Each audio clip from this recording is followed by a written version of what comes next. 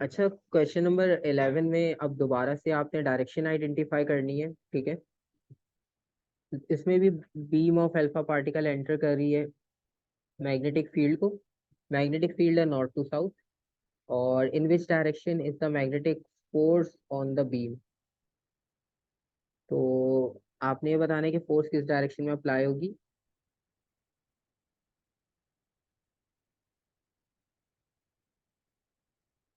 Left hand rule apply करोगे आप,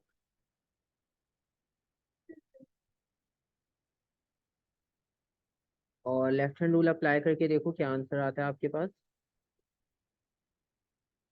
अच्छा, अल्फा पार्टिकल उन्होंने लिखा है, अल्फा पार्टिकल आपको पता है पॉजिटिव होता है, तो पॉजिटिव टू नेगेटिव जा रहा है वो, तो कंफ्यूज करने के लिए उन्होंने कहा है। अच्छा देखो, अभी आपको याद होगा, हाँ, अभी हम पिछला जो क्वेश्चन करके आए हैं ये वही सेम है, बस उन्होंने अल्फा पार्टिकल लिखकर कंफ्यूज किया है। अल्फा पार्टिकल का मतलब ये कि पॉजिटिव यहाँ पर है और नेगेटिव यहाँ पर है, पॉजिटिव टू नेगेटिव फ्लो कर रहा है, ठीक है। तो इसमें सेम वही क्वेश्चन है, सेम ये रिपीटेड है। आपके पास इन टू द पेज आंसर ही आएगा, नहीं आउट ऑफ द पेज नहीं आएगा, इन टू द पेज ही आएगा। ये वही रिपीटेड क्वेश्चन है सेम, बस उसमें करंट की डायरेक्शन गिवन थी, इन्होंने यहाँ पे अल्फा पार्टिकल लिख दिया। अब अल्फा पार्टिकल हो या करंट की डायरेक्शन हो, आंसर सेम ही आएगा, ठीक है। क्योंकि अंदर है ना, ये डाउनवर्ड्स है। तो ये बेसिकली रिपीटेड क्वेश्चन है हमारे पास, पहले जो हमने किया है सेम वही है। आगे देखते हैं, विच device use the force experience by a current in a magnetic field when in normal use. Normal use में हमारे पास कौन सी डिवाइस ऐसी है जो जिसमें आपके पास फोर्स एक्सपीरियंस होती है by current in a magnetic field. Loud speaker, क्योंकि कैथोड रे ऑसिलोस्कोप आपके पास एसी पे काम कर रहा होता है, और इलेक्ट्रोस्टैटिक तो बेसिकली नाम से ही आपको पता चल रहा है कि वो तो स्टैटिक चार्ज की एप्लीकेशन है। और लाउड स्पीकर हमारे पास जो है वो, हमारे पास मैग्नेटिज्म में क्वेश्चन था लाउड स्पीकर का, वहां पर आप हमने पूरा डिटेल में डिस्कस किया था कि करंट फ्लो करेगा, मैग्नेटिक फील्ड है वहां पर, तो चेंज होने की वजह से आपके पास वो वाइब्रेट करता है, यानी फोर्स अप्लाई होती है, तो लाउड स्पीकर। और ट्रांसफार्मर आपको दोबारा से पता है वो भी एसी पे काम करता है, ठीक है। तो ये तो एसी पर हो गए, और ये तो इलेक्ट्रोस्टैटिक चार्ज की एप्लीकेशन है, तो सिंपल सा सी ऑप्शन होगा। तो सर एसी में करंट मैग्नेट नहीं होता यूज? मैग्नेट हम बिल्कुल यूज अभी करते जब हैं ट्रांसफार्मर में कर हाँ, रहे थे, हाँ। लेकिन वो एप्लीकेशन डिफरेंट है ना, उसका यूज बिल्कुल अलग है। उसमें हम ईएमएफ इंड्यूस कर रहे होते हैं, तो एसी में नॉर्मली हम ईएमएफ इंड्यूस कर रहे होते हैं वहां पर, यहाँ पर वो बात कर रहे हैं फोर्स की, ठीक है। तो वहां पर हम बेसिकली फोर्स प्रोवाइड कर रहे होते हैं, और ईएमएफ इंड्यूस करना होता है हमें, ठीक है। तो ये डिफरेंस होता है।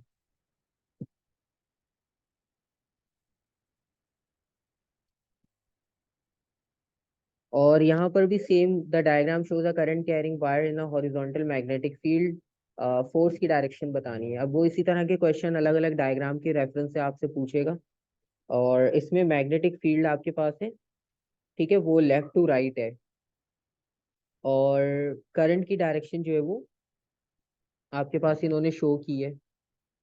अच्छा, बेसिकली आप इसको जो है ना वो अपने हिसाब से स्ट्रेट कर लो, मतलब मैग्नेटिक फील्ड हमारी एक्स एक्सिस पर है, हाँ, तो फील्ड हमारा बेसिकली एक्स एक्सिस पर है, ठीक है।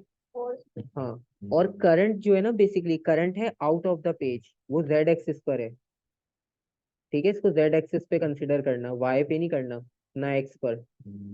तो फील्ड हमारी जेड एक्सिस पर है, सॉरी, करंट हमारा जेड एक्सिस पर है, फील्ड हमारी एक्स एक्सिस पर है। अब रह गया वाई एक्सिस पे, तो मोशन अब आपने देखनी है लेफ्ट हैंड रूल के अकॉर्डिंग, तो क्या आंसर बन रहा है आपके पास। फर्स्ट फिंगर आपकी लेफ्ट पर होगी, और करंट वाली फिंगर जो है वो आपकी तरफ ही पॉइंट कर रही होगी, और थंब की डायरेक्शन कहाँ पर आ रही है, अपवर्ड, ठीक है। तो 13 का आंसर आपके पास आ रहा है बी। हाँ, तो आप इसको सिंपल जो है ना ओरिएंटेशन स्ट्रेट कर लो, तो सिंपल सी ये ओरिएंटेशन बनेगी आपके पास, ये फील्ड की डायरेक्शन हो गई, ये करंट की डायरेक्शन। आप इसको थोड़ा सा टिल्ट कर लो तो वो डायग्राम के हिसाब से पूरी फिक्स हो जाएगी। और थंब की डायरेक्शन जो होगी वो अब अपवर्ड होगी, ठीक है। तो अपवर्ड का मतलब ये हुआ कि आपके पास ऑप्शन बी होगा। सर हमारे पास हमेशा फील्ड जो होती है वो एक्स एक्सिस पे होती है, और बी, मतलब हमारे पास जो फील्ड होती है वो एक्स एक्सिस पे होती है, करंट वाई पे होता है। नहीं, बस तीनों क्या करंट क्या एक्सिस चीज पे कौन होंगे। सी होती है? हाँ। तीनों आपके पास जो है ना परपेंडिकुलर होंगे। फील्ड मैग्नेट कहीं भी रखा हो सकता है। मैग्नेट को मैं वाई एक्सिस पे रख दूं तो मेरी फील्ड वाई एक्सिस पर आ जाएगी। मैं उसको जेड एक्सिस पे रखूँ तो जेड एक्सिस पे फील्ड आ जाएगी। पॉसिबिलिटी कोई भी हो सकती है, बस आपने ये याद रखना है कि तीनों हमेशा परपेंडिकुलर होंगे। बस ये चीज आपने याद रखनी है। तो तभी हम जो लेफ्ट हैंड की ओरिएंटेशन रखते हैं ना, वो लेफ्ट हैंड की ओरिएंटेशन इस तरह से रखते हैं कि वो वो, लेफ्ट हैंड के बगैर भी आप यूज कर सकते हो फिर। तो वो आपके पास डायरेक्टली प्रोपोर्शनल होता है। बस ये रोटेशन, आपने ये ओरिएंटेशन रख के इसको रोटेट करना होता है हाथ को। ठीक है। तो आप रिस्ट को रोटेट कर लो, ओरिएंटेशन आप बिल्कुल ऐसी रख लो, तो उससे भी फाइंड कर सकते हो। ठीक है, जरूरी नहीं है हर बार आप फिंगर की डायरेक्शन चेंज करो। ओरिएंटेशन एक ही रखो, रिस्ट को आप मूव कर लो।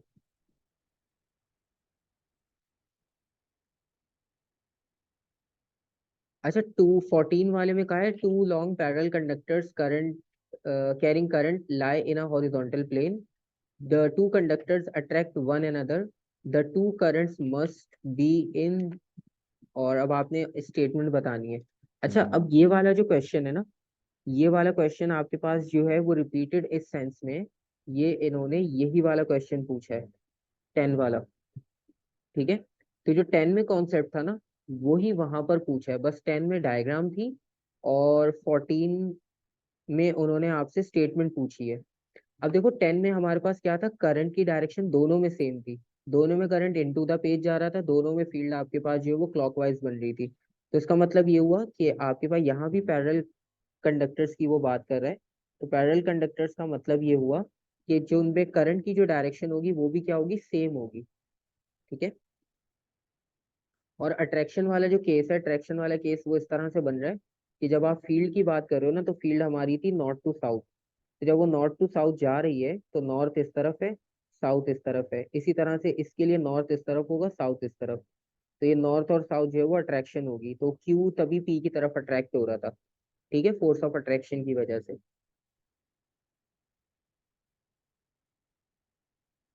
तो बेसिकली यहाँ पर भी आपके पास जो करंट की डायरेक्शन होगी वो दोनों में सेम होनी चाहिए। अगर ऑपोजिट होगी तो वो एक दूसरे को रिपेल कर देंगे। ठीक है, यहाँ तक क्लियर है सबको?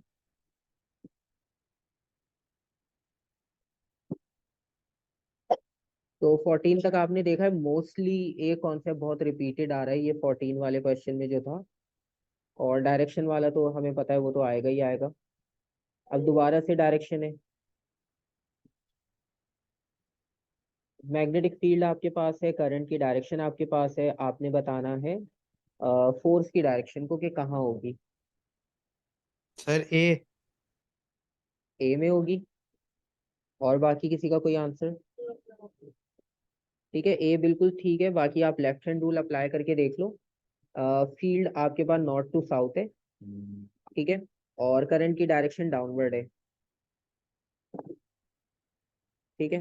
तो सेकंड फिंगर डाउनवर्ड होगी, और फील्ड की डायरेक्शन आपकी जो है वो टुवर्ड्स राइट होगी। तो थंब की जो डायरेक्शन है वो आपकी तरफ फेस कर रही होगी। ठीक है, आपकी तरफ पॉइंट कर रही होगी। मतलब अगर आप उसकी ओरिएंटेशन भी सेट करना चाहो तो ये फील्ड की डायरेक्शन होगी। ठीक है। और करंट की जो डायरेक्शन है इसे आप डाउनवर्ड कर दो। ठीक है। और जब आप थंब को ओपन करोगे तो थंब आपकी तरफ पॉइंट कर रहा होगा। तो थोड़ी सी ओरिएंटेशन आप टिल्ट कर दो, तो ओरिएंटेशन टिल्ट करने पे आपके पास आंसर ए आ रहा है। ठीक है।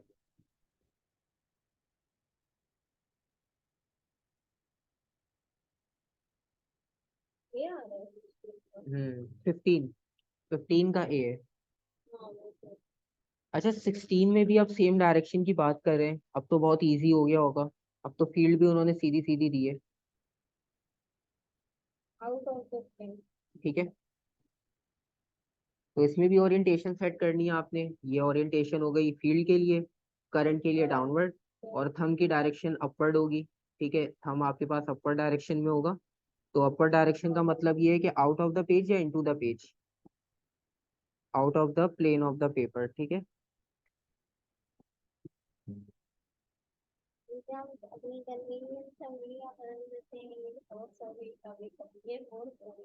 नहीं, फोर्स थंब से ही रिप्रेजेंट होती है। रोटेशन करते हैं, हाँ। थंब फोर्स है, first finger field, second finger electric current. अच्छा, दोबारा से आपके पास कुछ इसी तरह का केस दिया उन्होंने। और क्वेश्चन थोड़ा सा लेंदी सा है। बेसिकली क्वेश्चन पहले देख लेते। The diagram shows a wired place between two magnetic poles of equal strength. A current passes through the wire in the direction shown. Current, अच्छा उन्होंने बेसिकली किया क्या है, उन्होंने आपको फोर्स की डायरेक्शन बता दी। फोर्स है डाउनवर्ड, ठीक है, फोर्स है डाउनवर्ड। और करंट आपके पास फ्लो कर रहा है आउट ऑफ द पेज, ठीक है। ये बेसिकली करंट जो है वो जेड एक्सिस पर है, वो आउट ऑफ द पेज आ रहा है। अब आपको पता है कि फील्ड की डायरेक्शन जो है वो एक्स एक्सिस पर होगी। अब वो राइट टू लेफ्ट भी हो सकती है, लेफ्ट टू राइट भी हो सकती है। यहाँ तक क्वेश्चन क्लियर हो गया। एक आंसर आ गया ए। हम देखते हैं बाकी कि कौन सा आपके पास होगा। एक आंसर आया बी। अच्छा, ये सारे ऑप्शंस हैं आपके पास। अब आपने क्या करना है, फोर्स की डायरेक्शन डाउनवर्ड है, यानी थंब आपके पास जो है वो डाउनवर्ड होना चाहिए, ठीक है। और इलेक्ट्रिक करंट आपके पास कहाँ होना चाहिए आपका। अगर हम फोर्स डाउनवर्ड कर देंगे तो ऐसा हो जाएगा, ये फोर्स है बस हम तो फोर्स हमारी जो है वो डाउनवर्ड है। हाँ, तो फोर्स अगर हमारी डाउनवर्ड है तो डाउनवर्ड का मतलब ये हुआ कि आपके पास फील्ड किस डायरेक्शन में फ्लो करेगी। नॉर्थ टू साउथ हमारा लेफ्ट टू राइट होगा या राइट टू लेफ्ट। जो ए हमारी फिंगर पॉइंट करी होगी वो हमारा साउथ होगा ना, हाँ, नॉर्थ से साउथ। हाँ, अब इसमें थोड़ी सी ओरिएंटेशन आपकी टिपिकल है।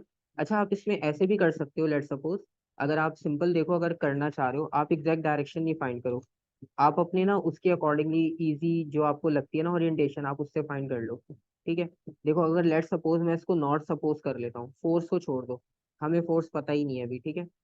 और इसको हम साउथ कंसिडर कर लेते हैं, लेट सपोज। सिर्फ एक एग्जाम्पल के लिए बता रहा हूँ कि अगर आपको ओरिएंटेशन फिक्स करने में प्रॉब्लम होता है तो आप अपने अकॉर्डिंगली इसमें चेक करके फिर उसको ऑपोजिट कर लेना अगर आंसर नहीं सेम आ रहा हो। अब देखो, मैंने जो फील्ड सेट की, मैंने की लेफ्ट टू राइट, क्योंकि ये नॉर्मल हमारी बाय डिफॉल्ट इजी सेट हो जाती है, ठीक है। अब करंट की डायरेक्शन आपके पास कहाँ है। करंट की डायरेक्शन है आपकी आपकी तरफ पॉइंट कर रही है, मतलब वो जेड एक्सिस पे। तो ये मेरी फील्ड हो गई लेट सपोज, और ये मेरी हो गई करंट की डायरेक्शन। अब जब मैं थंब को ओपन कर रहा हूँ तो थंब मेरा जा रहा है आउट ऑफ द पेज, मतलब ऊपर की तरफ जा रहा है वर्टिकली। लेकिन मुझे कहाँ चाहिए, डाउनवर्ड चाहिए। तो डाउनवर्ड करने का मतलब ये हुआ कि मुझे फील्ड रिवर्स करनी पड़ेगी, ठीक है। अभी मैंने अगर नॉर्थ को लेफ्ट पर रखा तो मेरी जो फोर्स की डायरेक्शन है वो वर्टिकली अपवर्ड आ रही है, लेकिन मुझे चाहिए वर्टिकली डाउनवर्ड। तो वर्टिकली डाउनवर्ड करने के लिए मुझे क्या करना पड़ेगा, फील्ड को रिवर्स करना है, ठीक है। मतलब मुझे नॉर्थ यहाँ पर लाना होगा और साउथ यहाँ पर लाना होगा। तो आप ऐसे भी फाइंड कर सकते हो अपनी बाय डिफॉल्ट जो आपको सेटिंग इजी लगती है ना फिंगर्स की, आप वो ओरिएंटेशन रख के पहले ये देख लो कि फोर्स कहाँ आनी चाहिए थी, और फिर उसके हिसाब से क्वेश्चन में देख लो कि क्वेश्चन में क्या पूछते हैं, तो भी इजी हो जाएगा, ठीक है। आप ऐसे भी कर सकते हो, मर्जी है। क्योंकि लेफ्ट टू राइट वाली जो डायरेक्शन है ना वो हमारी बिल्कुल बेसिक है। वो सबसे पहले हमारी ओरिएंटेशन हमारे माइंड में वही आती है, ठीक है। तो ए ऑप्शन हो गया राइट। कोई कंफ्यूजन? और कंफ्यूजन नहीं है तो तब तक आप 18 देख लो, अगर किसी को कोई कंफ्यूजन है वो पूछ सकता है।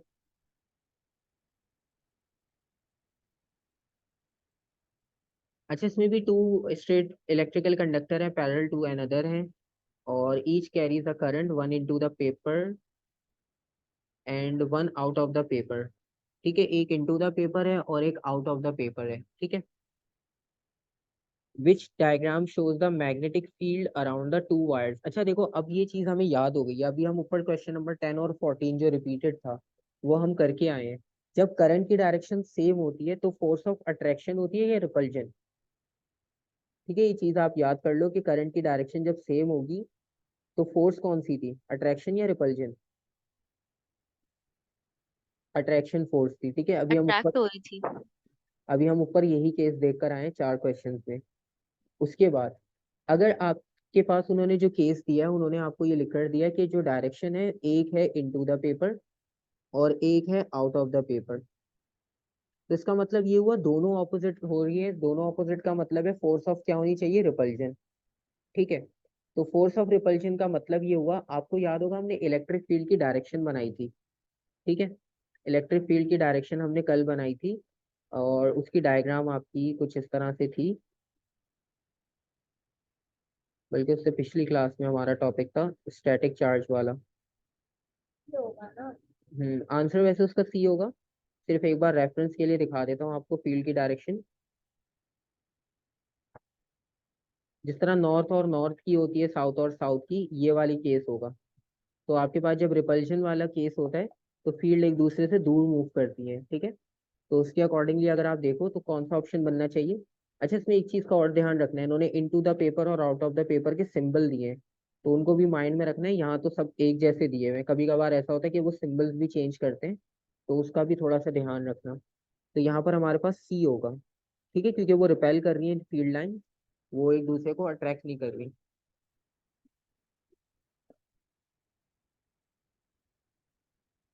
ठीक है। और इसमें भी करंट की डायरेक्शन है। करंट अब आ रहा है आउट ऑफ द पेज, ठीक है। नहीं, फील्ड को अब आपने नॉर्थ टू साउथ रखना है, ठीक है। तो किस डायरेक्शन में मोशन होगी। अब तो ये बाय डिफॉल्ट सेटिंग उन्होंने क्वेश्चन दिया है, ये वाली डायरेक्शन आपकी फील्ड की होगी, और ये वाली डायरेक्शन आपकी जो है वो करंट की होगी, आई। और फोर्स की डायरेक्शन कहाँ होगी, अपवर्ड, ठीक है। ए। अब ये तो बहुत इजी, अगर ये भी गलत किया तो फिर समझो कुछ भी नहीं किया इलेक्ट्रोमैग्नेटिज्म में। हाँ, ठीक है, चलें आगे लेफ्ट हैंड रूल से। सोचो रात में आप बैठ के इलेक्ट्रोमैग्नेटिज्म पढ़ रहे हो और स्क्रीन के सामने आप लेफ्ट हैंड रूल प्रैक्टिस कर रहे हो, घर वाले क्या सोचेंगे। ये क्या कर रहे हो, लिया चला रहे हो।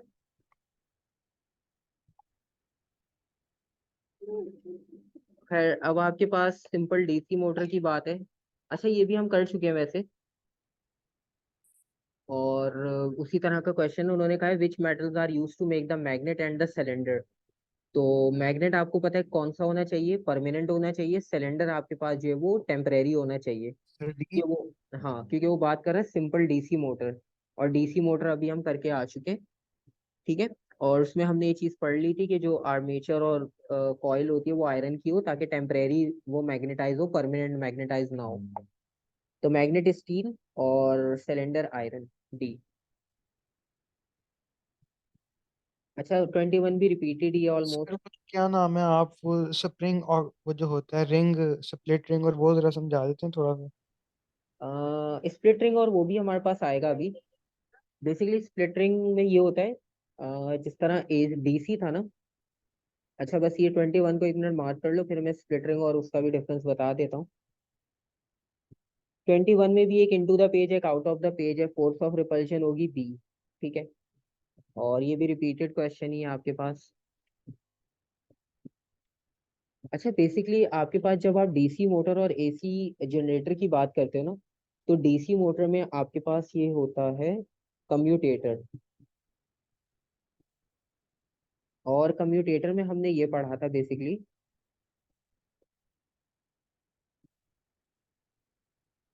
अगर आप कम्यूटेटर को देखो ना, तो कम्यूटेटर में आपके पास वो जो रिंग होता है, उस रिंग में आपके पास बस डिफरेंस इतना सा आता है यहाँ पर।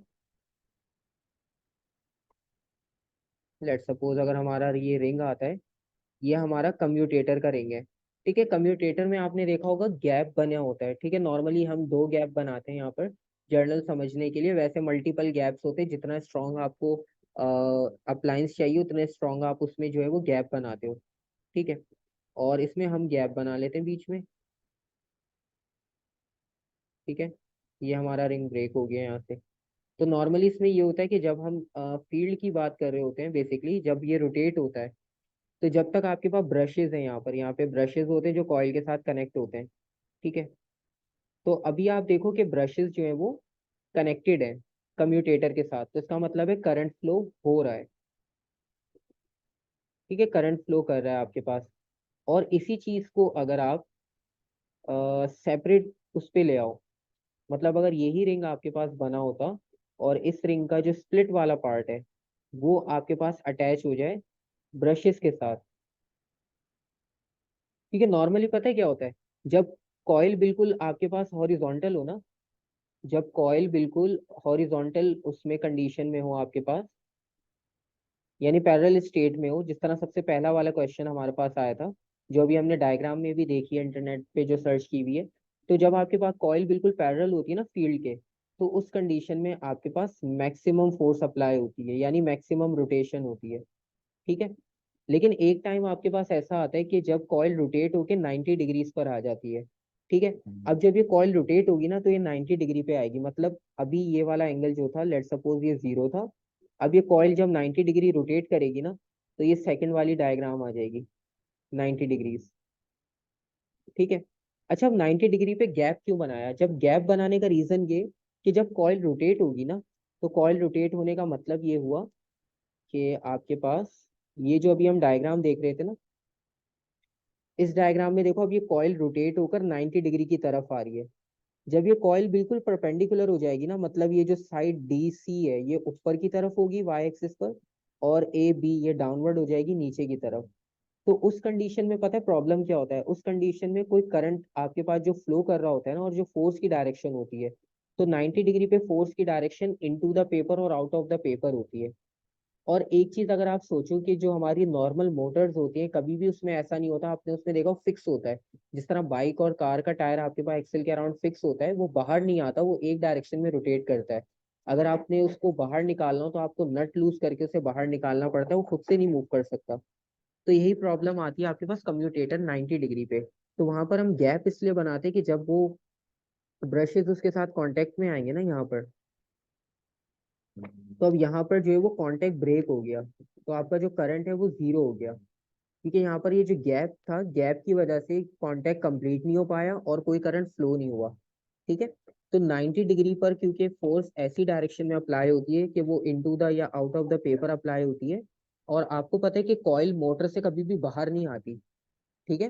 तो हॉरिजॉन्टल रोटेशन पॉसिबल है, मतलब आप इस तरह से रोटेट कर लो, इस तरह से मूव कर लो, वो मोटर में पॉसिबल है। लेकिन अगर आप इस डायरेक्शन में मूव कर रहे हो वाई एक्सिस पे, तो ये पॉसिबल नहीं है मोटर के अंदर। तो इस वजह से हम क्या करते हैं कि कम्यूटेटर में गैप बनाते हैं, ताकि हाफ रोटेशन के बाद जो है वो रोटेशन कंटिन्यू हो सके by the means of inertia. Current नहीं है, कॉइल आधा रोटेट हो चुकी है, मतलब अगर आप किसी एक चीज को पुश कर दो तो वो थोड़ा मूव करती है, क्योंकि इनर्शिया होता है उसमें। तो ये कॉन्सेप्ट होता है आपके पास कम्यूटेटर डीसी में। और जो एसी की बात है, एसी में तो हम दो अलग रिंग्स यूज करते हैं।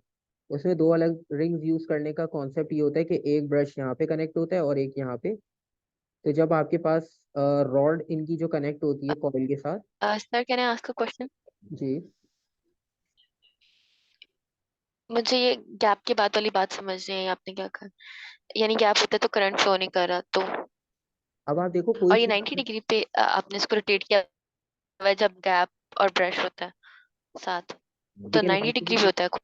90 डिग्री पे बेसिकली प्रॉब्लम ये होता है कि उस वक्त जो कॉइल होती है ना, जब आपके पास कॉइल बिल्कुल परपेंडिकुलर होगी। ठीक है। तो कॉइल अगर बिल्कुल परपेंडिकुलर होती है, तो उस कंडीशन में आपकी जो फोर्स होती है, वो भी आपके पास जो अप्लाई हो रही होती है, वो इस डायरेक्शन में अप्लाई होती है कि वो वर्टिकल पोजीशन में होती है, मतलब फर्स्ट वाले केस के बिल्कुल ऑपोजिट होती है। ठीक है। तो वहां पर हम ये जो गैप यूज करते हैं ना कम्यूटेटर में, उस गैप यूज करने का मतलब ये कि हम करंट जीरो कर दें। जब करंट जीरो हो जाएगा ना, तो आपके पास इलेक्ट्रोमैग्नेटिज्म का इफेक्ट ऑटोमेटिक खत्म हो जाएगा, क्योंकि जब करंट नहीं है तो मैग्नेटिक फील्ड की वजह से आपके पास सिर्फ रोटेशन पॉसिबल नहीं है। तो अगर लेट सपोज आप रोटेट करना शुरू करो, लेट सपोज आप एग्जाम्पल ले लो व्हील की।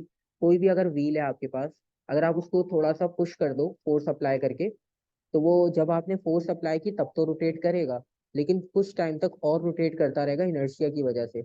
इसी तरह से जब कॉइल अपनी हाफ रोटेशन कंप्लीट कर चुकी होती है, ठीक है, और जब करंट वहां पर आकर जीरो हो जाए, तो वो बाकी रोटेशन कैसे कंप्लीट करेगा? इनर्शिया की वजह से। इनर्शिया से। ठीक है। और इसको अगर आपने एसी के साथ कंपेयर करना है, एसी में तो बहुत बिल्कुल अलग कॉन्सेप्ट होता है, उसमें दो अलग अलग रिंग्स होते हैं, और दोनों में डायरेक्शन बिल्कुल सेपरेट हो जाती है। ठीक है। बाकी ये कि इसकी एक वीडियो सेंड कर दूंगा क्लास के बाद, तो उसमें आप देख लेना कि 90 डिग्री कैसे होता है। और अभी क्वेश्चन थोड़े से वापसी हम देख लेते हैं। अच्छा 22 में भी डायरेक्शन आइडेंटिफाई करनी है।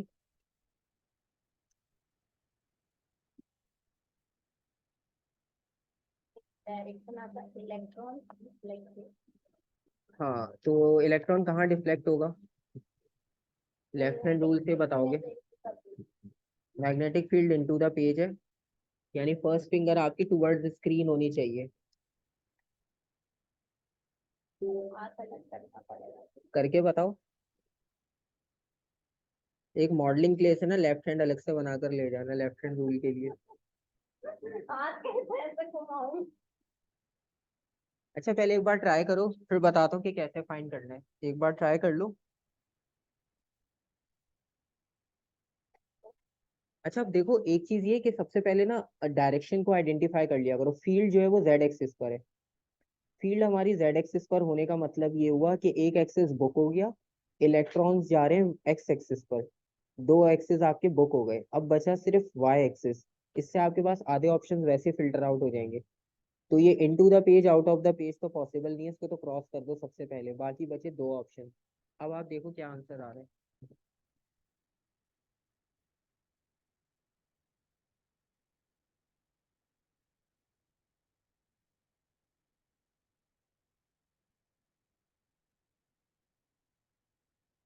सर ये हमने दो कैसे क्रॉस किए? तो इस वजह से क्रॉस कर दिया मैंने क्योंकि आपके पास जो है वो एक्सिस मैंने जो मेंशन किए ना, अगर आप उन एक्सिस को देखो तो उन एक्सिस के अकॉर्डिंग आपके पास एक एक्सिस बुक कर लिया मैग्नेटिक फील्ड ने, जेड एक्सिस। तो जेड एक्सिस का मतलब है into the page out of the page, वो दोनों बुक हो गए, उन दोनों पे फोर्स नहीं हो सकती। ठीक है, मतलब उन दोनों डायरेक्शन में डिफ्लेक्शन ही हो सकती क्योंकि magnetic field into the page है। तो वो ऊपर से लेके डाउनवर्ड जा रही है, तो जेड एक्सिस उसने बुक कर लिया। बीम ऑफ इलेक्ट्रॉन जा रहा है एक्स एक्सिस पे राइट हैंड साइड पर, सर डी। तो एक्स एक्सिस बुक हो गया। अब सी और डी में से ऑप्शन है। अब सर डी सी। एक आंसर आ गया, सी एक आंसर आया, डी। अब डायरेक्शन आप देख लो कि कैसे आप आइडेंटिफाई करोगे।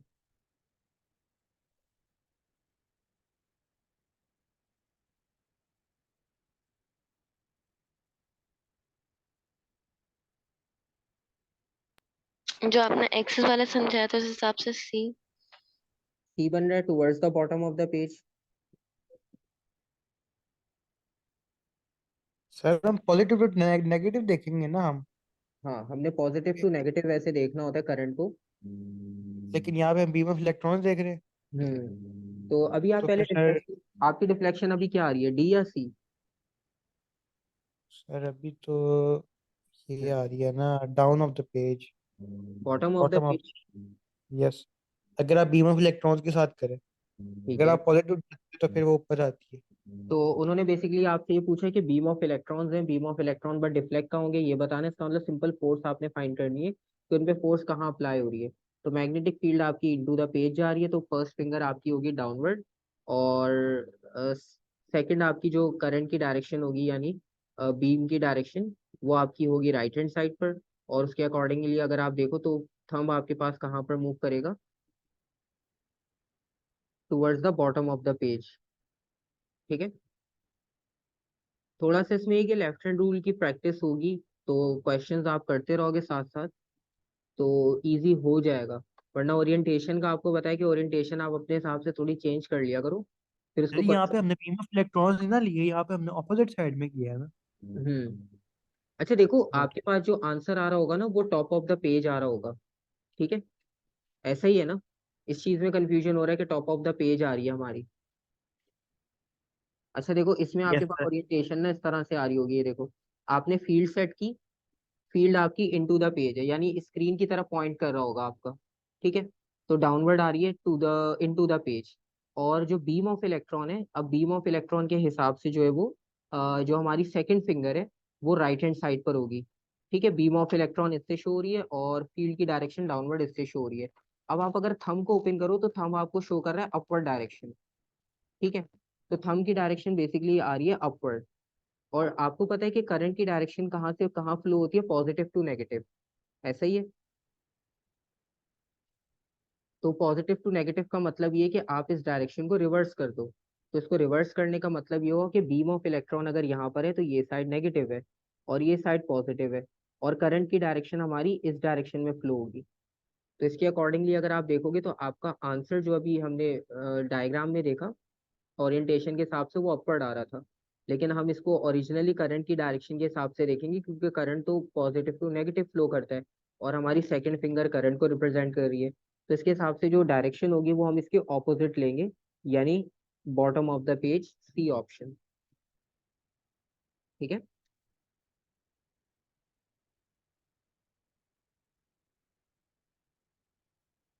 सर ये हम ए क्यों नहीं करेंगे इसमें into the into the page तो मैग्नेटिक फील्ड है ना, तो वो तो पहले से बुक है, तो मैग्नेटिक फील्ड के साथ आप वो नहीं लगा सकते।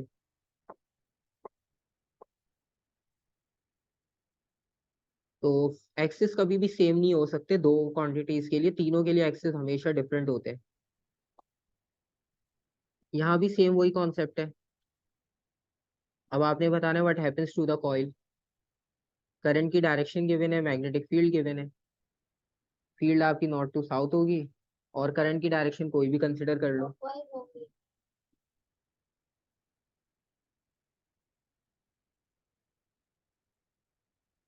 ठीक है, तो क्लॉकवाइज होगी या एंटी क्लॉकवाइज?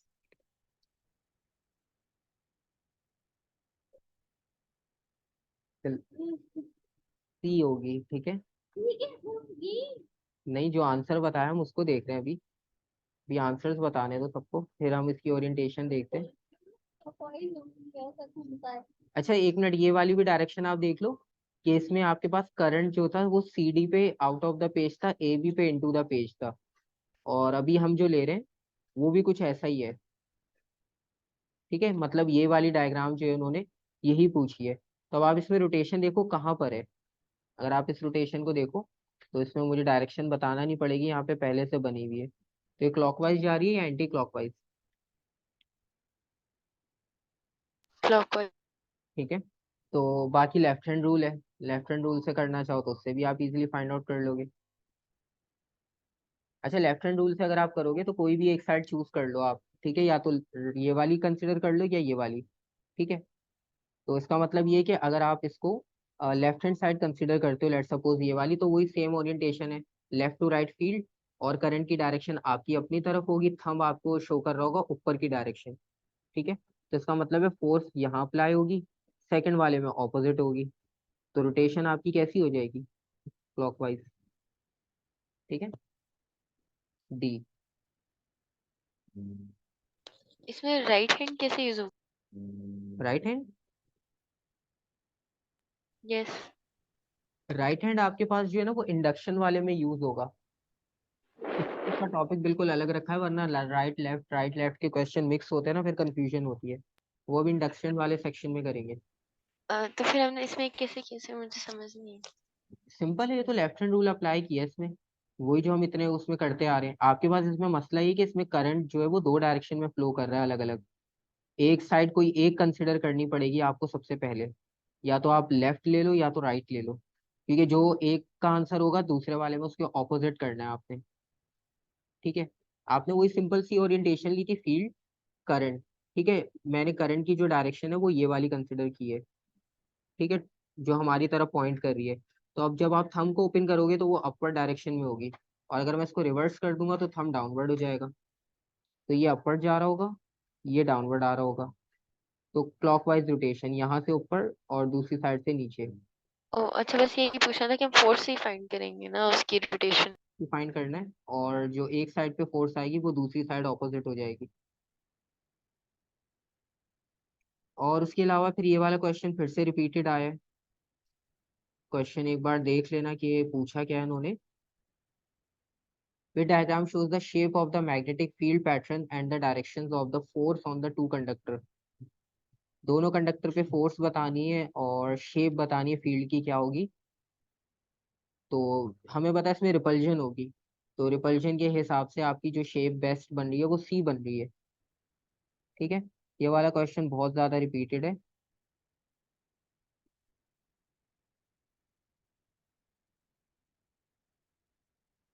ठीक है, आगे देख लेते हैं। इसमें बताना है विच single coil motor has the largest turning effect.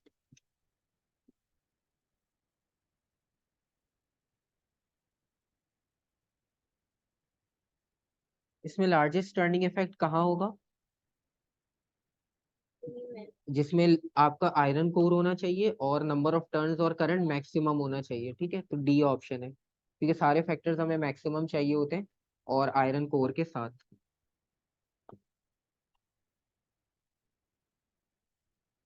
26 में भी ऑलमोस्ट सेम कॉन्सेप्ट पूछा उन्होंने, रिपल्जन वाला, तो ये भी एक तरह से रिपीटेड ही हम उसको मार्क करेंगे। So two parallel wires carry current in opposite direction. Three plotting compasses are placed in the position shows. The current in both wires are reversed.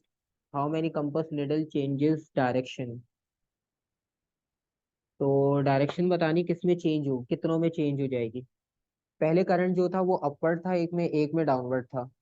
उन्होंने आपसे कहा कि करंट को रिवर्स कर दिया, इसको डाउनवर्ड ले गए, इसको अपवर्ड। तो तीनों में ही आपके पास चेंज आएगा, क्योंकि तीनों ही उसकी फील्ड की रेंज में आ रही है। तो फील्ड की जब चेंज होगी तो तीनों के लिए चेंज होगी, ठीक है। तो रिपीटेड ही है एक तरह से, बस रेफरेंस चेंज कर दिया।